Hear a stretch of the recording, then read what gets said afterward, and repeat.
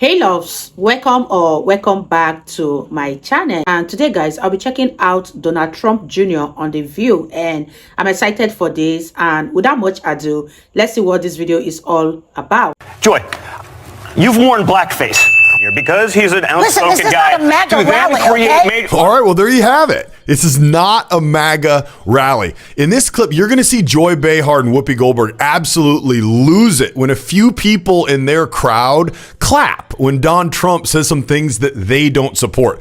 Now, I watched this 20-minute clip of The View in 2x speed.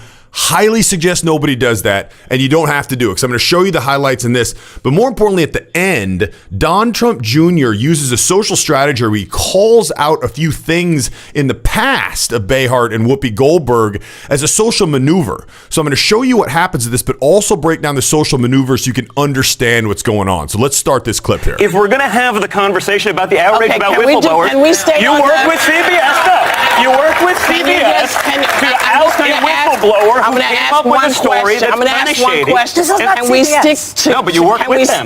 That broke this morning. Can we stick to? All right, Don Jr. used two techniques right there. Did you catch either of them? One was very simple, and one is actually very advanced. So the first one was just that he continued talking while Whoopi tried to talk over him.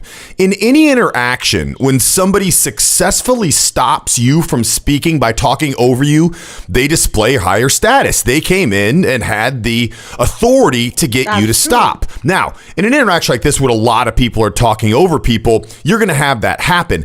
But the difference is, if you actually have something to say, a point to finish, and you let someone talk over you, it looks very weak. If you're just trailing out, maybe you're repeating yourself and you were done anyway, it's a little bit different. But you heard Don there continue to talk with authority, and he wasn't backing off. He even stopped and said no for a minute to let her know that he wasn't going to be talked over. Now, the second thing was more subtle.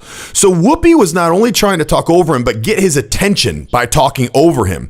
So what Don Trump Jr. did was he addressed Behar to the right after he was done talking. So it's like two different times that you're not respecting Whoopi Goldberg for trying to get the attention. Number one, you're just talking over. Number two, you're having a side conversation. And what it does is it forced her to continue to repeat herself. And every time a person repeats themselves trying to get the attention of the other person, they are actually losing status. So the more that goes on, their status drops, even when they inevitably get the floor. It's something that's very advanced, but something that was used right here. What she asked in the question, just because if we start getting off on 50, See, by the time she gets the floor, she's lost so much of her momentum or gusto, versus if she would have been able to talk over Don Trump and stop him right there and then go into hers, she would have had a lot of momentum and her point would have landed with a lot more power and impact. It's out there. I read it in an article. I've been reading it for a week. I saw it on the Drudge Report.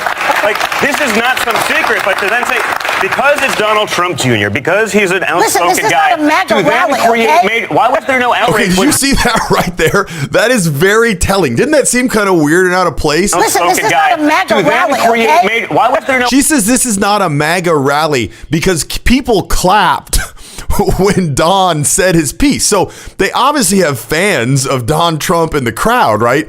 But they're so used to having such a one-sided crowd that, listen to it, I'll play it back. Not that many people clap, but when they do, it's so surprising to Behar that she has to actually stop and address it. And Whoopi Goldberg does this later in the clip too. They've never had a crowd that's not completely biased to their side. And I think that's probably normal on shows like this, the old home field advantage, but it's funny to see how much it bothers them that they have to call it out multiple times because it throws them off so much. I read it in an article. I've been reading it for a week. I saw it on the Drudge Report.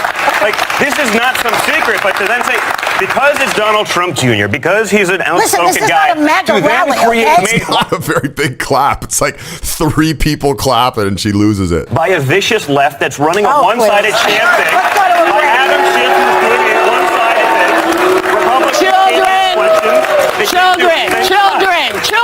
All right, there goes Whoopi. Because there's people in the audience clapping for a point she doesn't like, she calls everybody children and claps like she's some authoritative teacher over everyone else, and they're so out of line because they're clapping for a point. This is the second time this happens, and they just lose their mind. Look at it. Behar loves it.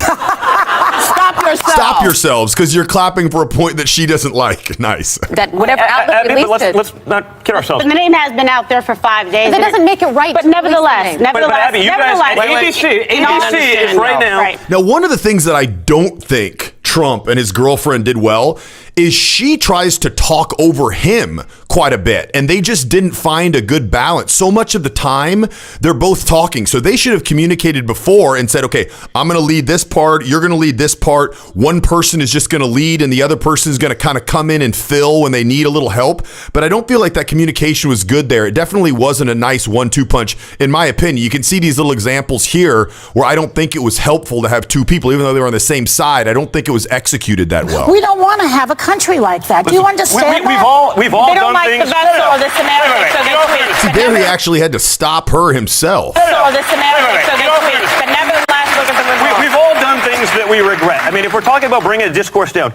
Joy, you've worn blackface. Whoopi, No, you I said haven't. that Roman Polanski. I'm sorry, and don't. If You you said do that it, Roman Polanski, it wasn't rape when he raped a child. So let's talk about serious things. Okay, so that was the big tell right there. When he ended that line with "let's talk about serious things," it shows he didn't have some grandiose point or story. He just wanted to get those two talking points out there. Why? Because it discredits Whoopi and BEYOUND. Just like in the court of law, anytime there's a witness who has a credible testimony, you go after their credibility by pointing out things they've done that makes you question that. It's just like when people are talking trash, right? Maybe at the workplace or your friends and family, when someone talks down to you, one of the easiest strategies you can use to put them in their place is to discredit them by making fun of them. Maybe they're wearing a little shirt that's a little bit funny or a little bit tight. And you say, oh yeah, that means a lot coming from a man with a kid-sized small shirt on. Why don't you keep it down over there?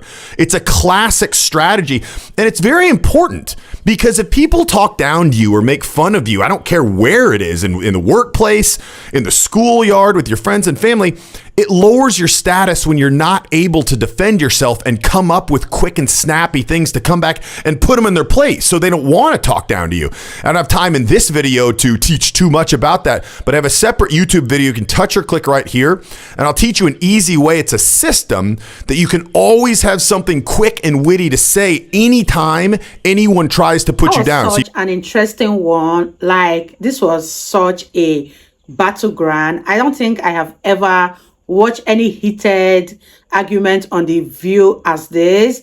I love what Donald Trump Jr. did because he doesn't want anyone to talk over him. This was so good. The View hosts, they got what they wanted, and the icing on the cake was when Whoopi got up and started clapping and calling the audience children. I guess she was really right off for her to do something as silly as that. Let me know your thoughts on this one. I really had fun reacting to this video. If you guys enjoyed watching, give it a massive thumbs up, comment, share, and all that good stuff. And this is me officially signing out. I'll see you guys in the next one. Bye guys.